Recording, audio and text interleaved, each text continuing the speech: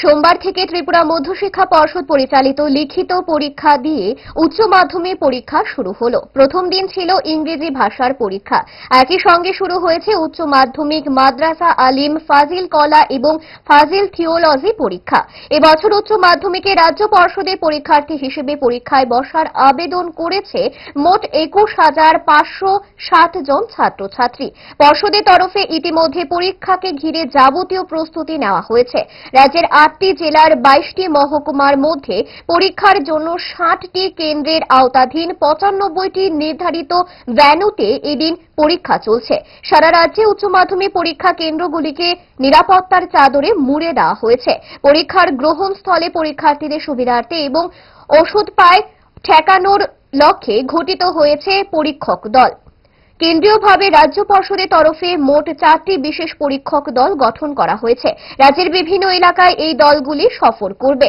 পরীক্ষা শুরু হয়েছে বেলা 12টা থেকে। এদিন পরীক্ষার সার্বিক বিষয়ে পর্ষদের সভাপতি ড ধনঞ্জয় গণ চৌধুরী সংবাদ মাধ্যমের সামনে বিস্তারিত তুলে ধরেন। আজকে পরীক্ষা হচ্ছে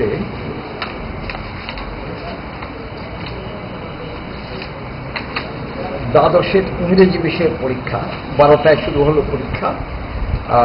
আমাদের আজকে মোট 60টা সেন্টার, 60 সেন্টার্স, আর ভেন্যু হচ্ছে 95। আর আজকের পরীক্ষার্থী হলো 21,506 জন। এখন পর্যন্ত কিরকম চলছে পরীক্ষা শুরু হলো মাত্র আধা ঘন্টার উপরে মাত্র সময় গেল। সব দিক থেকে এখন অব্দি আমরা ভালো রিপোর্ট পাচ্ছি।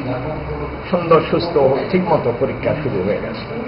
হ্যান্ডিক্যাপ ডিসেবল ওরা কোথায় দিয়ে ওদের সেন্টার এখানে সেন্টারই আছে। যাদের শারীরিক অসুবিধা আছে প্রতি সেন্টারে ওদের জন্য আলাদা ব্যবস্থা করা আছে।